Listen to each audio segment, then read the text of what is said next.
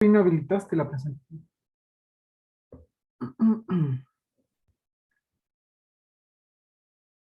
Estefi, tienes que ayudarme para compartir. ¿Se salió? Estefi, Ahí puede compartir. no. A ver, espérame. Le voy a hacer anfitrión ya. Si es que hacen bulla, ya le toca a usted.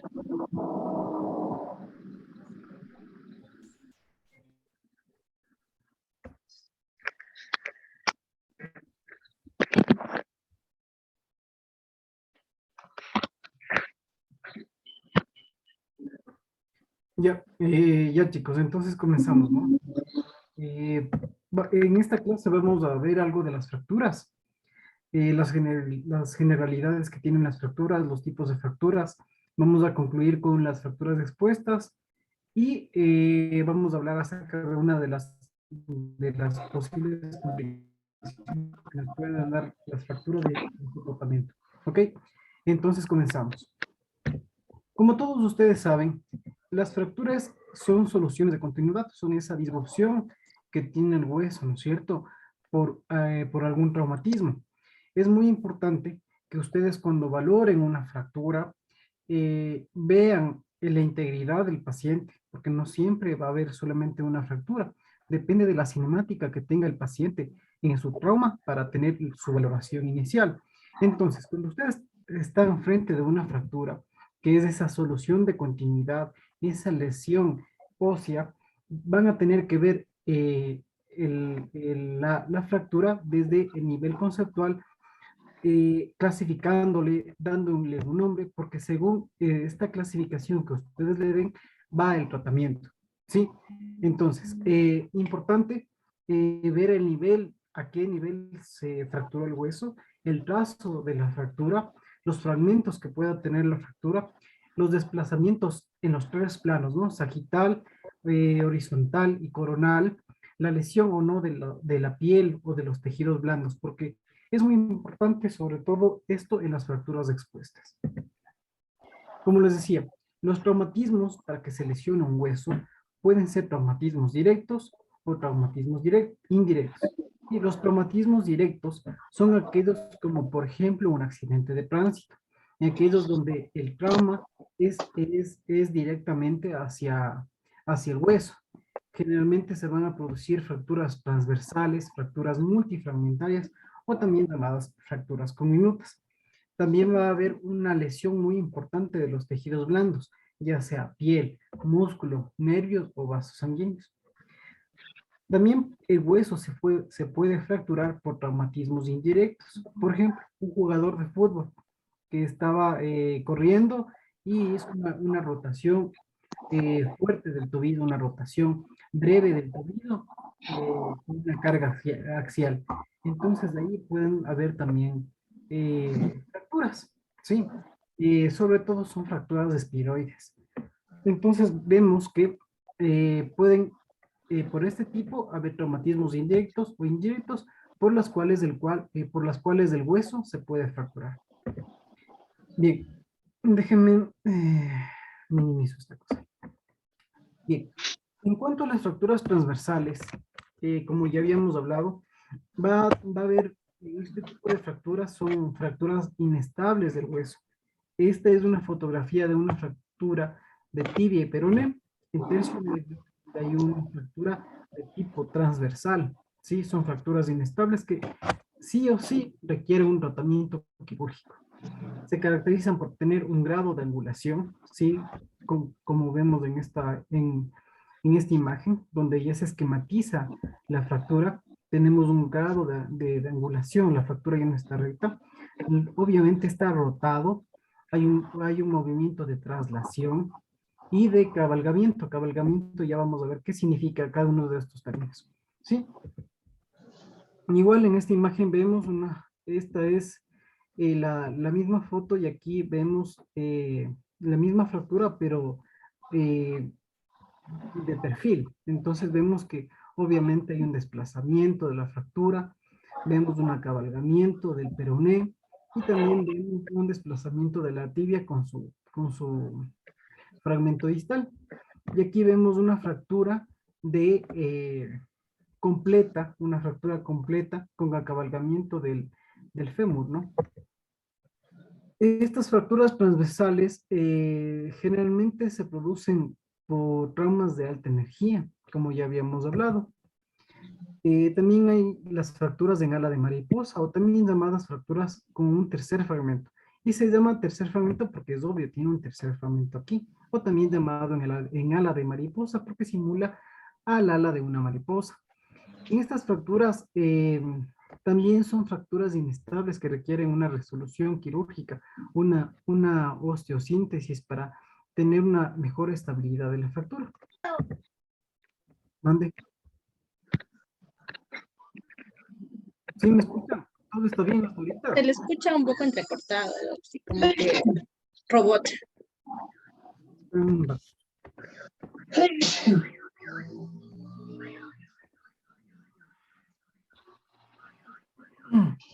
Ahí ya me escuchan todos, claro y conciso. ¿Qué nos vamos a hacer? Sí, ya, sí. Sí, ya. ¿Tienen alguna pregunta hasta ahí? Porque voy a ir un poquito rápido porque la clase debería comenzar un poco antes. Sí, ¿todo bien? Yo quiero eso de limas limones. Limas limones. Hágamelo. Por favor. Voy a silenciar a los chicos, creo que chuta madre. Estefi, ayúdame con eso.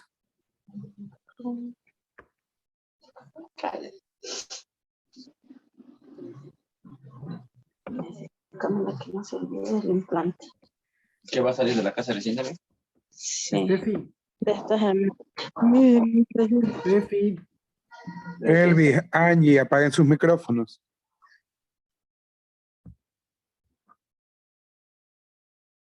ya, voy a continuar, ¿ya? Por favor, que nos ayuden con los micrófonos de las personas que están haciendo otras cosas. Como habíamos hablado, las fracturas por torsión son fracturas casi generalmente de traumas indirectos. Por ejemplo, un jugador de básquet que pisó mal.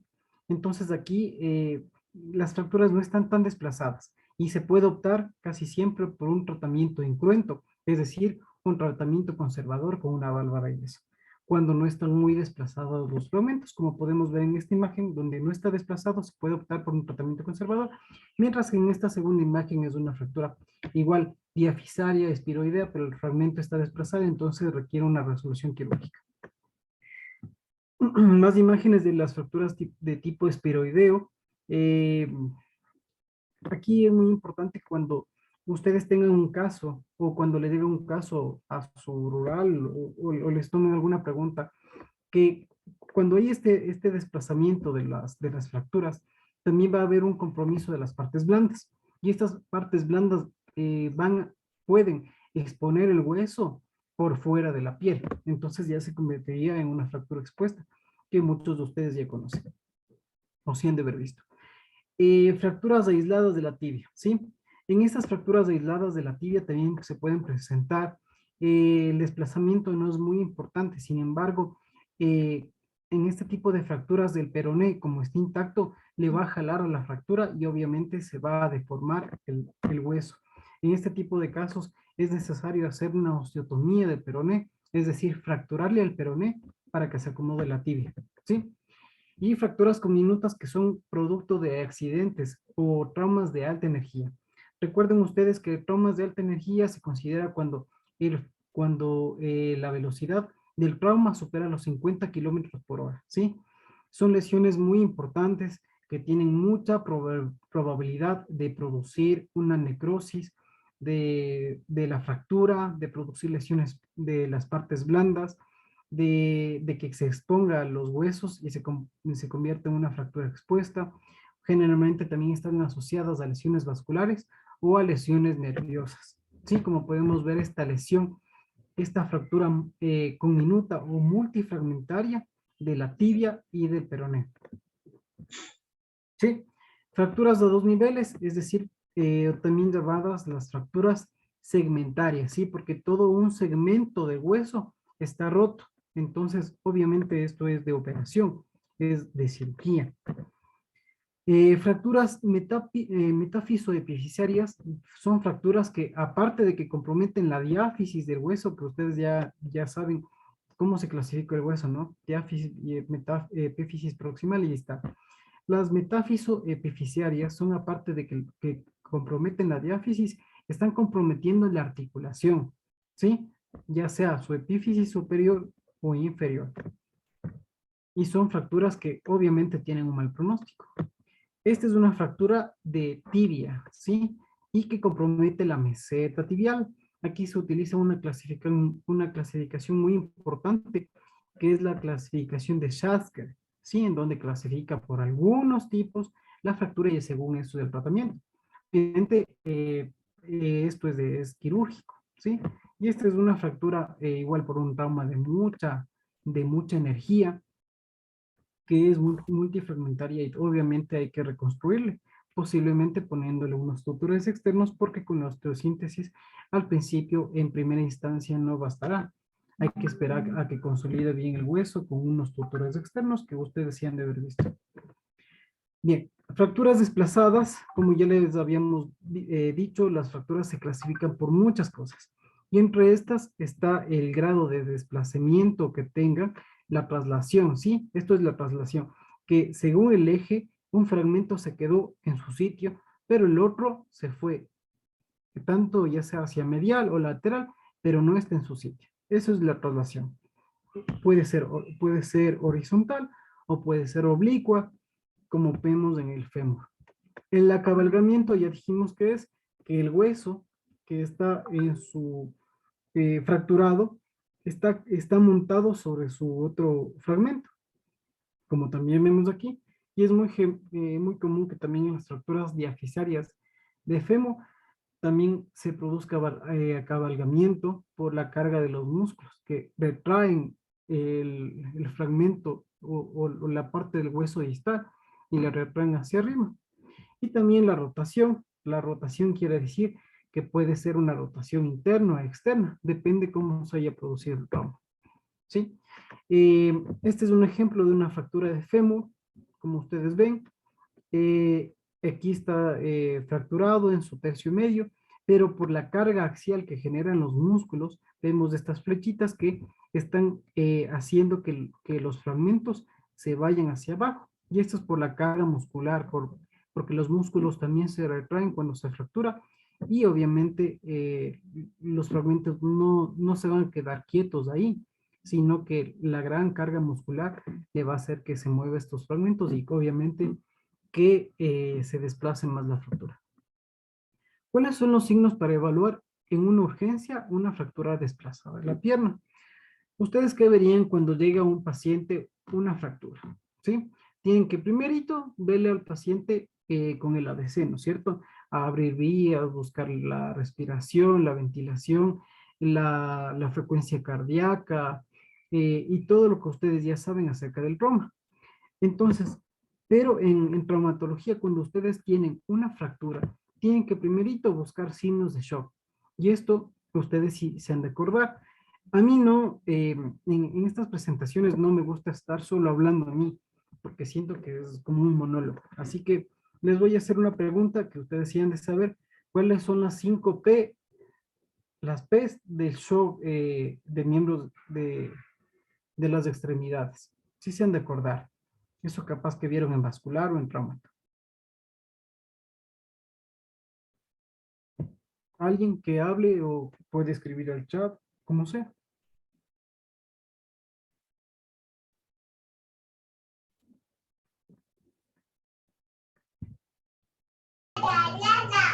¿Alguien?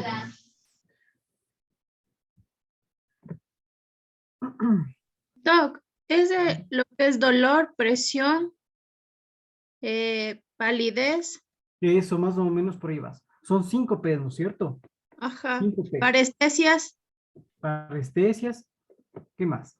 a ver, es pain de dolor, Exacto. presión, Ajá. palidez, parestesias y el otro no me acuerdo, El pulso. pulso. Ajá. Pero en orden sería primero, el paciente llega y que dice, me duele, ay, ay, ay, ¿no es cierto? Entonces, primerito pain. Ya, tienes tu primera P. El segundo, revisas y qué haces con la mano. Le tomas el pulso, ¿no es cierto? Entonces, pulso. Después, ¿qué hay? La palidez, ¿no es cierto? Tú le ves de un pie que no tiene un buen llenado capilar en una fractura de tibia. Entonces, es la tercera P. La cuarta P es la que ya hablaste. Es las parestesias, ¿sí? Y la parálisis. Entonces, esas son las 5 P. Entonces, cuando ustedes ven al paciente, revisan los pulsos y todas estas cosas, y la motricidad. Recuerden que en traumatología no se usa el estetoscopio, ¿sí? Entonces, en vez de eso, nosotros tenemos los movimientos, ¿sí? Los movimientos que tenemos que evaluar cuando llega una fractura. Primero vemos al paciente como un todo, vemos la fractura, dónde está el lugar, el sitio de la fractura o del trauma, y después de eso le revisamos los arcos de movilidad que tenga el tipo de articulación, ¿sí? Recuerden que el hombro es distinto a la rodilla o al tobillo, porque tienen distintos movimientos, ¿sí? Entonces ustedes revisan, de acuerdo a la anatomía de la articulación, los movimientos que tenga el sitio de trauma. Entonces, evaluar muy importante los movimientos y el estado de las partes blandas. Partes blandas se refiere a piel, músculo, los vasos sanguíneos y los nervios. ¿Cuáles son los signos más frecuentes? Como ya habíamos hablado, la palidez, la lipotimia, la aceleración del pulso. Ciertas fracturas, aunque sean cerradas, pueden ocasionar un shock. Y esto es debido a que la presión intracompartimental del sitio de la fractura puede estar comprometida. Y se producen los síndromes compartimentales, que es el aumento de presión en el compartimento osteofacial. Entonces eso puede llevar a una necrosis si no se trata a tiempo. Y a la amputación de la extremidad. Así nomás es. Entonces, es importante ver las partes blandas. ¿Qué es una fractura impactada y cuáles son las consecuencias terapéuticas de este tipo de fracturas? ¿Sí? No es lo mismo hablar de una fractura impactada, o sea, que hay una impactación de la epífisis, de la parte articular, en un adulto que en un niño. Casi siempre, bueno, es una regla decir que las fracturas impactadas en los niños son una emergencia porque el cartílago de crecimiento, el tejido esponjoso y el cartílago de crecimiento están comprometidos, entonces ese hueso ya no va a crecer. Entonces eso es una emergencia médica. Distinto es hablar que estas fracturas se produzcan en un adulto donde la captación esponjosa y la impactación de los fragmentos están comprometidos y no es una emergencia, se puede esperar ir operar al paciente, pero ya no es una emergencia como en un, ¿sí? El tratamiento ortopédico se puede preferir en algunos casos, sobre todo en pacientes adultos mayores que no tengan mucha movilidad de la extremidad, pero son casos muy raros, ¿sí? Entonces, casi siempre hay una clasificación y han de haber escuchado ustedes las fracturas de Colles de las muñecas, ¿no es cierto? O las fracturas de Barton o las fracturas de Smith, ¿sí? Es una clasificación muy antigua que se usaba para las fracturas de radio que son muy comunes en los deportistas, en los niños, en los adultos. Entonces, de estas fracturas eh, depende de la clasificación para poderlas operar, ¿sí? El tipo de fractura para ver si son conservadoras o son quirúrgicas. Este es un tipo de fractura impactada, ¿sí? Una fractura impactada de la cabeza del cuello del fémur. Aquí hay una impactación de, la, de una vértebra, ¿sí? Del cuerpo vertebral, para que se den cuenta. Fracturas por fatiga, sobre todo en pacientes que tienen esfuerzos repetitivos sobre un hueso. Este es el caso, como vemos aquí, esto es una placa anteroposterior de pie, en donde se ven los metatarsianos, ¿sí? Y aquí se ven que una fractura a nivel del segundo, tercero, y el cuarto, perdón, el segundo, tercero, y el cuarto están rotos. Y esto es debido sobre todo en los jóvenes que son soldados, ¿no es cierto? Ahorita que está de moda esto de la guerra. Sí, entonces en estos soldados antiguamente o actualmente también, ellos hacían exigían muchas caminatas, sí, caminaban bastante tiempo por terrenos irregulares y en ellos habían estas fracturas de los metatarsianos, obviamente por sobrecarga, por esfuerzo físico. Esta también es una fractura por fatiga de la tibia, sí, es un esfuerzo repetitivo sobre el hueso, entonces tienden a romperse, a fracturarse. ¿Cuáles son las complicaciones de las fracturas articulares? ¿Cuáles serían? Es la limitación de los movimientos, la artrosis, la algodistrofia, la artritis en caso de infección y la pseudoartrosis, que no es que es rara, es muy frecuente, sobre todo cuando no se hace un buen tratamiento. Entonces, eh, no sé si alguien me puede decir qué ve en esta imagen, en la primera, por favor. ¿Alguien que se atreva a leer la placa?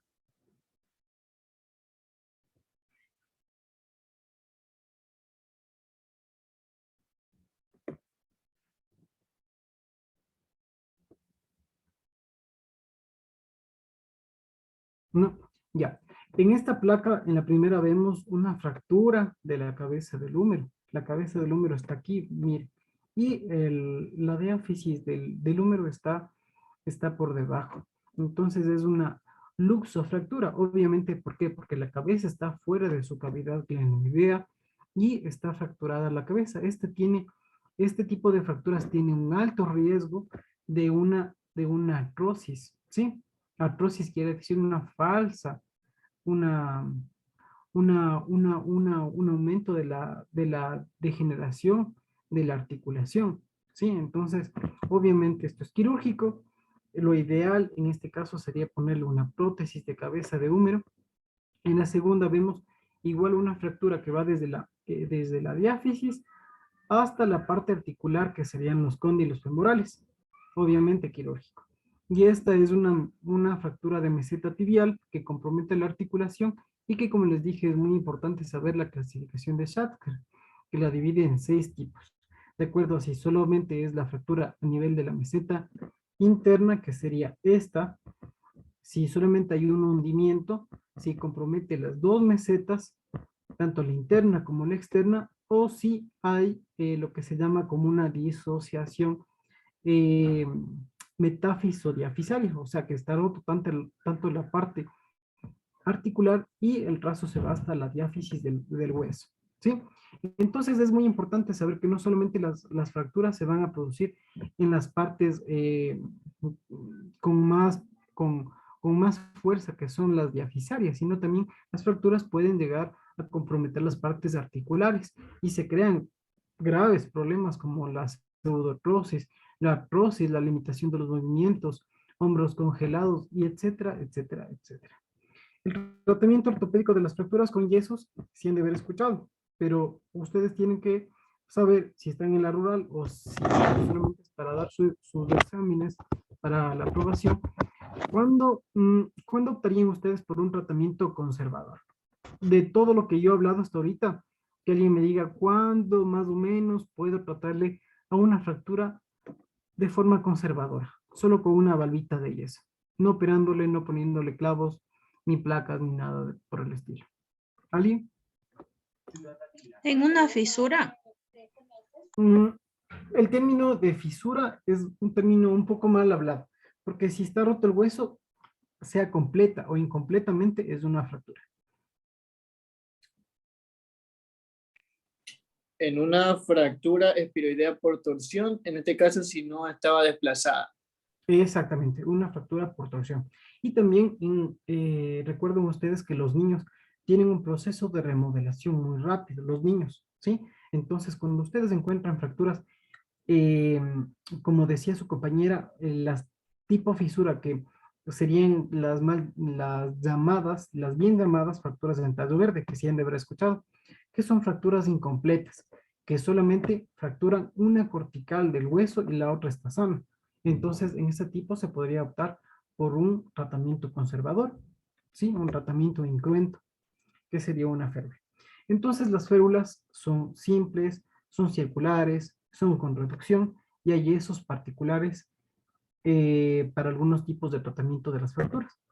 Ustedes ven aquí y han de haber hecho algún momento de su vida un taller de huesos, un taller de yesos, perdón, en donde tienen las vendas de yeso, ¿no es cierto? Esto es una venda de yeso y necesitan agua, ¿sí? Y obviamente necesitan retirar el exceso de agua para que se seque más rápido el yeso. Sí, el yeso tiene tiene un componente químico, ¿sí? No es un yeso común, aunque tiene un componente muy similar al yeso de los normales, ¿no? Entonces, este yeso tiene sulfato de calcio.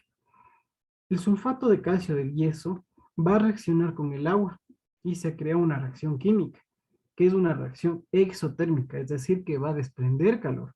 Por eso cuando ustedes ponen el yeso, este yeso se han de haber visto que se calienta. Topándole comienza a generar calor y luego se enfría y se hace duro, ¿sí o qué? Entonces, como vemos aquí, esto es un paciente que ha de haber tenido una fractura, digamos, de la diáfisis del cúbito del radio, ¿sí? Entonces le pusieron una férula y esta férula se llama, esta de aquí, braquio palmar, porque va desde el brazo hasta la parte palmar de la mano, ¿sí? ¿No es cierto? Abajo tenemos una confección de yeso braquipalmar, pero es un yeso cerrado, ¿sí? Entonces, la venda, ustedes ya le colocan la venda de algodón o también llamada guata, venda de guata, y ustedes le colocan el yeso de forma circular, y ustedes están realizando un yeso cerrado, ¿sí? Férulas sin desplazamientos, como vemos aquí, esto es una férula, una valva de yeso suropédica, porque va debajo de la rodilla, y esta es una cruropédica, porque va de debajo del muslo hasta el pie, ¿sí? Muy importante que siempre dejen libres los dedos para ver la perfusión que tengan, porque muchas veces puede convertirse en un síndrome compartimental por la lesión de los tejidos blandos y tener que, y si ustedes no revisan eso y se dematiza demasiado, hay un síndrome compartimental y si no le resuelven se termina en una amputación de la pierna. Abajo vemos lo mismo, ¿no? Una tracción que está haciendo el médico, el otro le está haciendo una tracción con un vector hacia su fuerza, el otro le está comprimiendo y le están poniendo un vendaje, ¿sí? Muchas veces los médicos optan por poner un vendaje bivalvado o un vendaje que es cerrado, pero que luego le abren. Aquí ven que el médico le abrió, que primero hizo un vendaje cerrado, espero que se seque, le abrió y luego le volvió a poner una venda encima. ¿Y eso es por qué? Porque hay una lesión de las partes blandas y es importante que tenga su espacio, ¿sí? Y para que no se necrose la piel ni nada, ¿sí? Y estos son otros tipos de tratamientos ortopédicos, ¿sí? Esto sobre todo para, por ejemplo, fracturas de cadera o fracturas de fémur o displasias de cadera o un montón de cosas. Eh, pero eso es una mesa de tracción, ¿sí? Y aquí ven una polea y una pesa. Es una pesa, esta rojita es una pesa. Entonces el médico va a introducir un clavo que se llama clavo de Steinman aquí en la articulación a nivel del calcáneo. ¿Para qué? Para que el vector y el peso de las pesas traccione a la fractura y impedir que ésta se acabalgue, ¿sí? Entonces es mucho más fácil el día que le toque su cirugía poderle operar a este paciente, ¿sí? Esto es para que, este es el sentido de estas cosas, ¿sí? Esta cosa se llama estribo, pero bueno, solamente es como para que sepa. Sí, esto es una mesa igual es un poco anticuado esto, ¿sí? Ya no se utiliza, pero simplemente para que conozcan, igual en estos eran el tratamiento para unos niños que tenían unas fracturas de fémur, pero ya no se utilizan este tipo de cosas. Esto sí, generalmente sí se puede utilizar, esto es una tracción transesquelética, transtibial que se llama, lo que va a nivel de la tibia, y este en cambio es un poquito más arriba, que es una tracción transfemoral supracondilia. Generalmente ustedes ponen el 7% del peso del paciente del peso, porque si ponen mucho les pueden crear flectemas o lesión de la piel, obviamente, ¿no? Igual esto, ya vamos a pasar de esto también, esto también. Esto no es necesario que entienda. Ya. ¿Cuáles son las complicaciones posibles de una fractura? Lo que ya habíamos hablado, ¿sí? Son el síndrome compartimental, la flebitis, la embolia grasa, las descargas cutáneas y el desplazamiento secundario que tenga la fractura. ¿Alguien se acuerda que es el síndrome compartimental de lo que yo ya había hablado anteriormente? ¿Alguien que se acuerde que es un síndrome compartimental?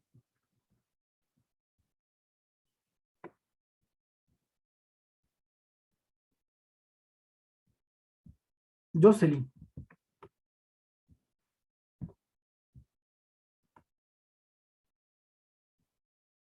O Mari, o Nati, cualquiera que me diga que es un síndrome compartimental. Lo que entienden ustedes por síndrome compartimental.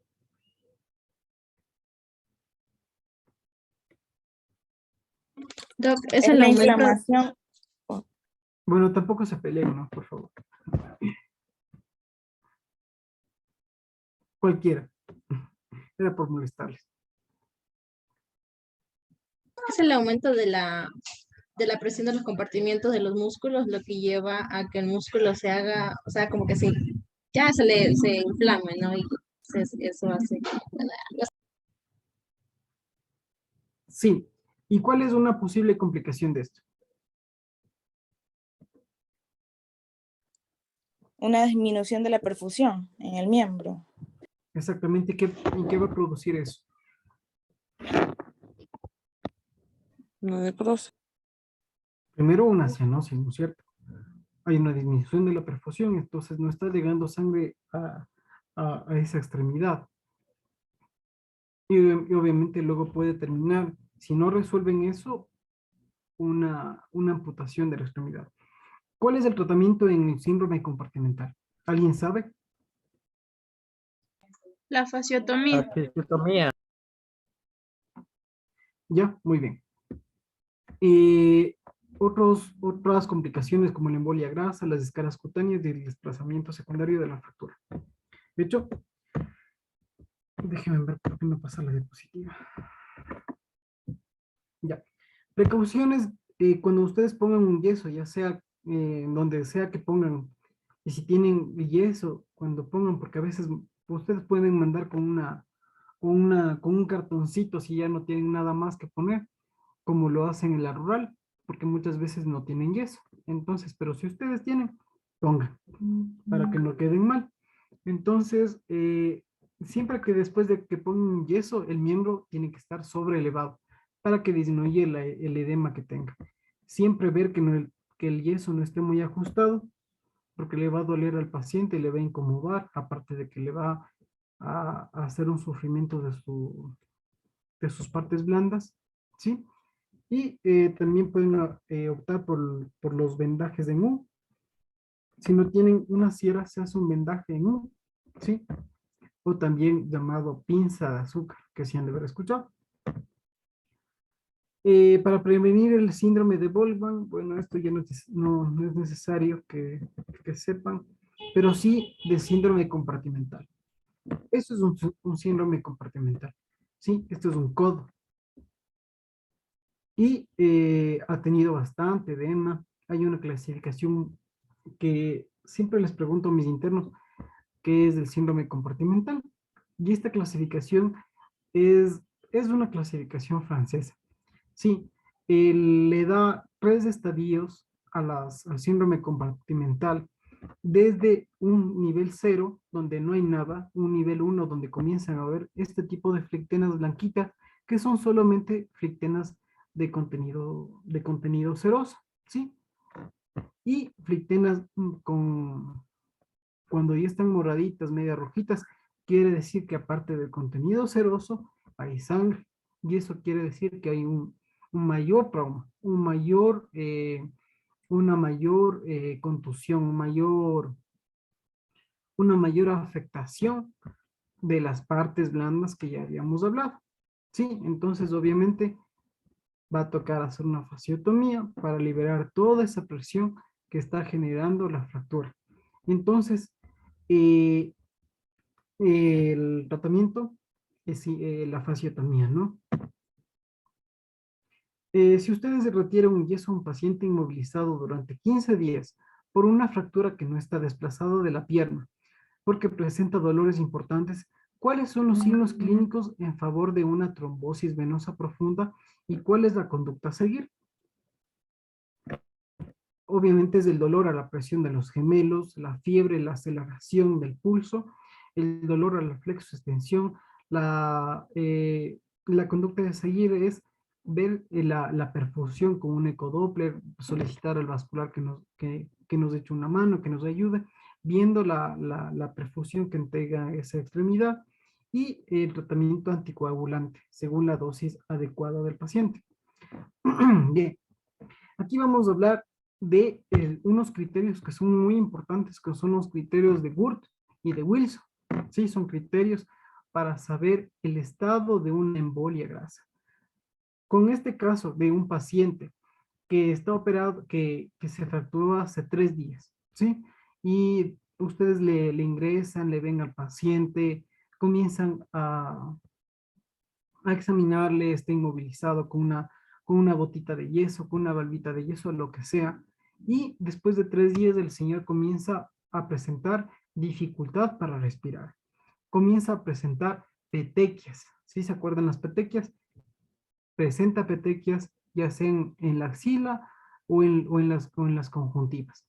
El señor, aparte de la dificultad para respirar, las petequias, comienza a tener una alteración en su biometría hemática. ¿En qué estarán pensando ustedes?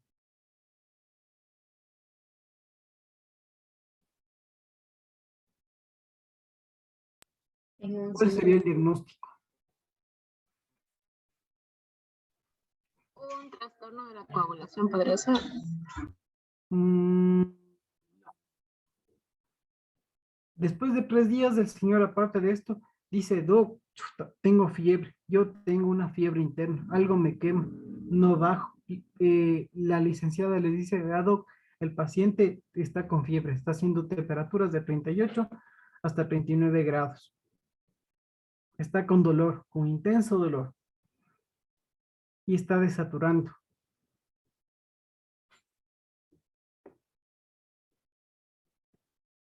Steffi, ¿qué será? Les pregunto esto porque primero es algo muy crítico, muy importante y de ley. Si es que les preguntan algo de trauma en sus pruebas, de ley les preguntan esto.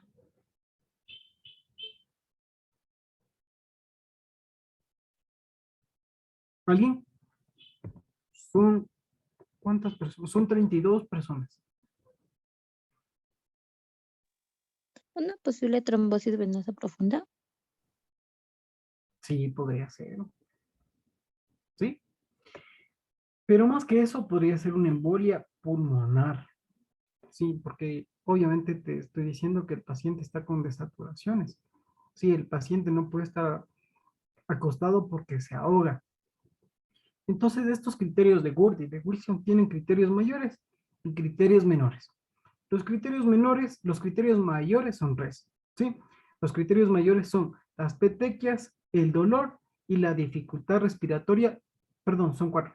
Y la alteración del estado de conciencia del paciente. Aparte de que este paciente que les cuento, ficticio, está con dificultad para respirar, está desorientado. Entonces, un criterio mayor es el estado de conciencia del paciente, ¿sí? Y bueno, según los autores dicen que hay un criterio más, que es el inicio abrupto de estos síntomas, porque obviamente el trombo, el émbolo, graso, de lo que sea, está tapando de forma aguda las arterias. Entonces ustedes no van a ver esto después de 15 días de lo que se fracturó. van a ver a las 48, 72 horas de que se fracturó, ahí van a ver, es algo muy agudo. Y estos son los criterios mayores. Ahora los criterios menores son alteración de la biometría, ven un decaimiento del hematocrito, ven que en el examen en el fondo de ojo que le haga el oftalmólogo, ven igual unas pequeñas acumulaciones de sangre, ven grasa en la orina, porque puede ser un émbolo graso. Entonces ven algunas otras cosas que si les interesó esta clasificación pueden ir a revisar, ¿sí? Entonces nos encontramos ante una embolia pulmonar. ¿Cuáles son las lesiones nerviosas? Siempre hay que pensar en la posibilidad de actuar rápidamente. Las lesiones nerviosas pueden deberse a un elemento compresivo y afectar tanto una neurona sensitiva o motora como la neuropaxia, o producirse por una lesión de las fibras nerviosas, una neuromesis. Complicaciones vasculares, como ya habíamos dicho, se tiene que revisar con un ecodoppler para ver si está seccionado, si está comprimido, o si tienen que hacer una reparación término-terminal de ese vaso sanguíneo, ¿sí? Ya habíamos hablado de esto. Este es otro paciente. Si usted tiene un paciente, le retira un yeso a un paciente inmovilizado por 15 días por una fractura no desplazada de la pierna, porque presenta dolores importantes, ¿cuáles son los signos clínicos en favor de un síndrome compartimental y qué conducta van a seguir? Obviamente ustedes van a ver la sensibilidad de los pulsos, la tensión de los cuerpos musculares y la movilidad de los dedos disminuida. ¿Cuál es la conducta a seguir? Aquí dice, en caso de duda, medir la presión intracompartimental. Esto generalmente no se hace porque el doctor una pregunta en el caso de que este paciente se le realice una radiografía de tórax, ¿se le puede ver el signo de tormenta de nieve? Sí, o también llamado patrón de vidrio esmerilado, sí. Cuando estábamos justo en eso de la pandemia, había como un falso negativo, porque nosotros veíamos el patrón de vidrio esmerilado y teníamos que solicitar siempre a medicina interna, que obviamente como clínicos, que le vean, ¿no? Y que digan si es COVID o si es un síndrome compartimental, porque se asemeja muchísimo. El paciente tiene tos, tiene fiebre, tiene dificultad respiratoria, somnolencia, o sea, todo para que piense en un COVID.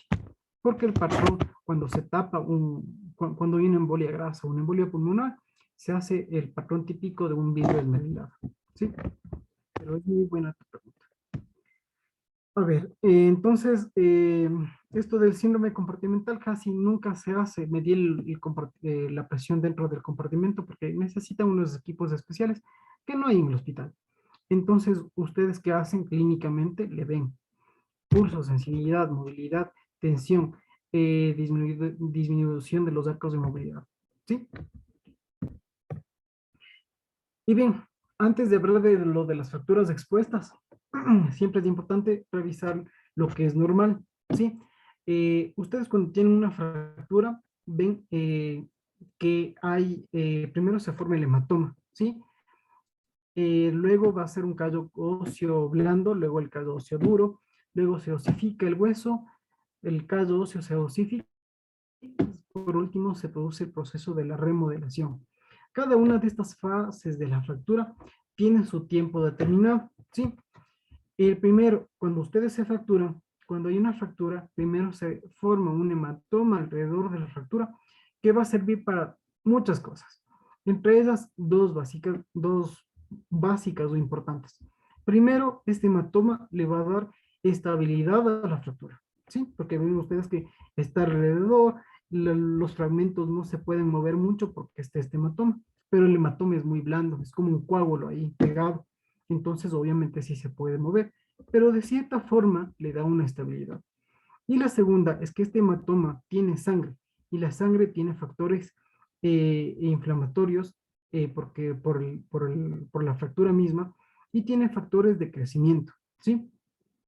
Entonces, este hematoma tiene factores de crecimiento que van a hacer que se creen nuevas células y por eso un nuevo hueso.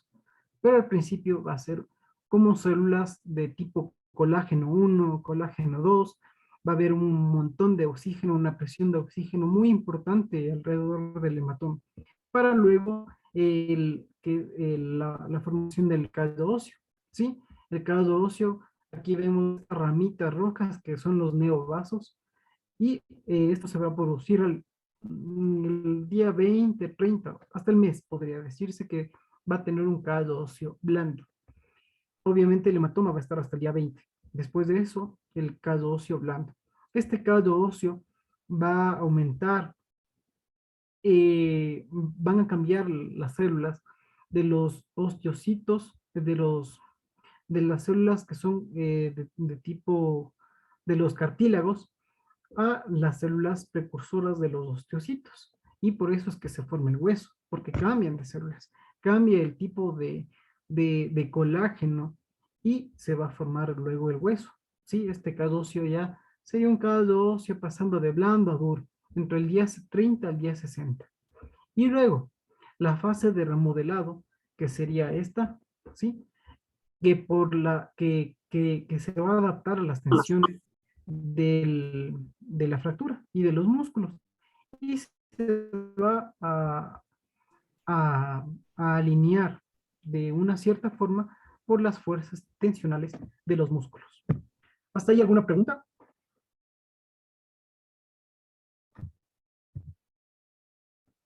No, perdón que le corte. Ya mismo se me apaga mi celu, digo, mi compu. No sé si alguien me puede ayudar grabando, por favor, chicos.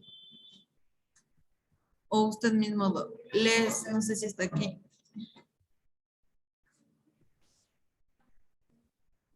Pero que le grabo desde la Que se va presentación. a dejar de grabar cuando se apague la compu y no tengo cargador, para que alguien le siga grabando. Ya, Ya, Les, ya te hago entonces admin, ya. Muchas gracias. Sigan nomás, gracias. yo te grabo. Dice. Bueno.